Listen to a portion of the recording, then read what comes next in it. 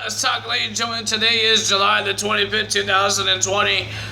We're going to be talking about SmackDown because we got two Nordic contenderships on this SmackDown and a bar fight happened as well. So let's talk about how the first Nordic contendership started. We got Bayley and Sasha Banks coming out and talk about how they got all the gold. Technically, they stole the Raw Women's Championship because this week on Monday Night Raw, we're going to see a rematch between Asuka and Sasha Banks for the Raw Women's Championship, but still Sasha Banks is still holding the Raw Women's Championship. I guess she didn't give it back yet. So, and they were talking about the meaning of greatness, what it was before and what it is now. Something about them, I don't know, who cares.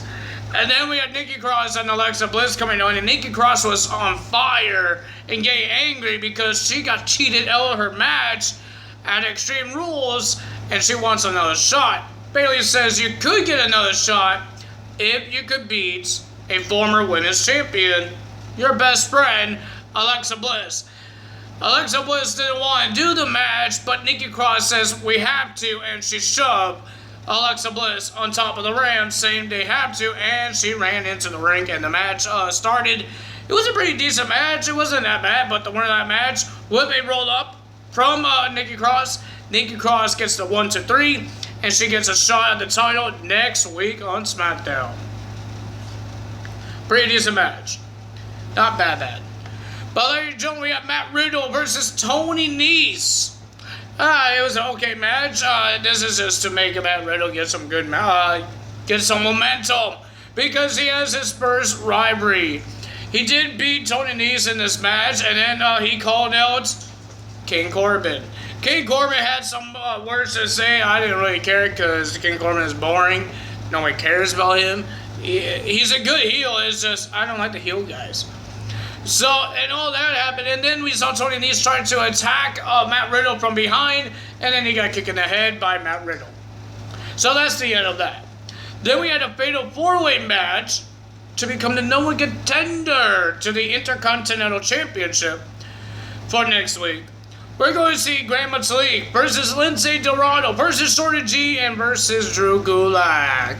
I don't know what's up with SmackDown letting all their tag teams fight each other, but this is for a singles title, man. Who doesn't want that? Who doesn't want a championship match? It was a pretty decent match. It was all four guys that is cruiserweights, and you know it would be good because it was cruiserweights. You're going to see the high flying. You're going to see the craziness, and that's what we saw. We saw Gran Metalik doing high flying, Lindsay Dorado, Drew Gulak doing what he does, and Shorty G does what he does. Pretty decent match, but the winner of that match, and I'm surprised this happened as well, the winner of that match is Gran Metalik. Gran Metalik will get a shot at the Intercontinental Championship next week against AJ Styles. AJ went into the ring. Looks like he wants a handshake Gran Metalik, but he slapped Gran Metalik in the face. Gran Metalik got back up and he slapped him in AJ's face and did a springboard tornado DDT and take AJ Styles out of the ring. Lindsay Dorado and Gran Metalik celebrated for Gran Metalik's win. Then we had our main event. It will be Jeff Hardy versus Sheamus in a bar fight match. Pretty decent match. I enjoyed this match. It was funny and it was good. But they had, to start the show, to start the match event, they had a little, Sheamus had a little drink, and Jeff Hardy didn't want a drink. He just wanted a cup full of alcohol. And they said a whole bunch of words and all that stuff, and that they brought the bar up between Cesaro and Sheamus as a tag team, and he says he's still the bar. He raised the bar, and he is the bar, Mr. Sheamus. And Jeff Hardy says he is this bar. But it's so easy to make him snap by saying that, Jeff Hardy, you're not the bar, you're just a junkie. Jeff Hardy got upset, and he just threw the beer in the face of Sheamus, and then the match started. Everywhere it was started in the where the bar tender is, and ladies and gentlemen, they even fight in a bathroom. and Sheamus shoved Jeff Hardy's face in a urinal. I don't know if I'm saying that right, but if you're a man and you know what I'm talking about, maybe you guys will know.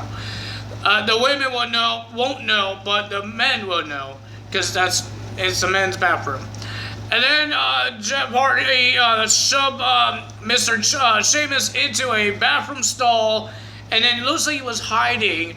Sheamus was looking for him, and then you see in the storage closet, Jeff Hardy coming out with a ladder, hitting him with the ladder, and it looks like he wants to jump on him, but they were fighting near the drums. Jeff Hardy was jumping off the tables like crazy, man. And then Jeff Hardy looks like he wants to do a swanton off a ladder to Sheamus, and then here comes the bartender, whack Jeff Hardy. Whack him off the ladder, and then he gets himself powerbombed through a table. Stupid bartenders. Why do you think you're all that? He got taken out, and then Sheamus whacked Jeff Hardy with a chair. He broke the chair, and then he grabbed his hat and covered the face of Jeff Hardy while he's hurt, and he had a cup of alcohol. It looks like soda. He drank it, and then it looks like he wants to pin Jeff Hardy. He told the referee, "Get ready." He took the hat off, and Jeff Hardy was wearing face paint, white and gray, and his eyes look like a zombie. Like, there's no pupils. It looks like contacts, but it was creepy. But like, Jeff Hardy had some momentum, and he got some power, beating up Mr. Sheamus and whack him with a beer bottle, and then he did his swanton on the cement, up the ladder. 1, 2, 3, Jeff Hardy wins. He closes his eyes, and he opens it, and his eyes went back to normal. Okay then. So Jeff Hardy wins the bar fight. Pretty decent match, not bad. But ladies and gentlemen, next week we have 2 championships that will be on the line. Grand Metalik versus AJ Styles. Bayley versus Nikki Cross. We're going to see Naomi versus Lacey Evans, because Naomi was on Miz TV, and of course Miz and Morrison has to make it worse for Naomi by bringing out Lacey Evans. And then they fought because Lacey Evans has a big mouth and saying a lot of bad mean things to Naomi, and Naomi attacked her and messed up her lip gloss, whatever it's called. Messed it up, and then she ran and she continued complaining and telling the cameraman to get out of here. All that stuff. So we're going to see Naomi versus Lacey Evans again next week. Why? I don't want to see those 2 again. I want to see more women that actually fight. I want to get Nikki Cross and Bayley, but we already seen them fight as well. But ladies and gentlemen, and then we're going to see the love story of Otis and Mandy Rose. It will continue next week as well. I'm hoping they actually show up next week. It's not a video package. Because Otis is the Mr. Money in the Bank. Hello? What are you doing? Do something with this guy. So ladies and gentlemen, that's the end of SmackDown results. I hope you guys enjoyed them. It was a pretty decent SmackDown. I think it was a little better than Raw, man. SmackDown had more people, not the same people in different angles, like MVP. Won't stop talking to Apollo Crews or Cedric Alexander. Would you stick with one rivalry right now? It gets a little confusing. And then there had a little rivalry with R-Truth. I know they're a three-guy team now with Shelton Benjamin. But couldn't Bobby Lashley in a rivalry with Cedric Alexander and Ricochet and Shelton with R-Truth, not the whole team? Like, ay. Craziness. But ladies and gentlemen, if you guys enjoyed the SmackDown results, hit the like button, leave a comment below, hit that subscribe button, hit that notification bell. And ladies and gentlemen, that is all for me today. But I will see you guys on Tuesday for Monday Night Raw when we have that Raw Women's Championship match on the line. That's all for me today. Ciao, Lizzo. Bye.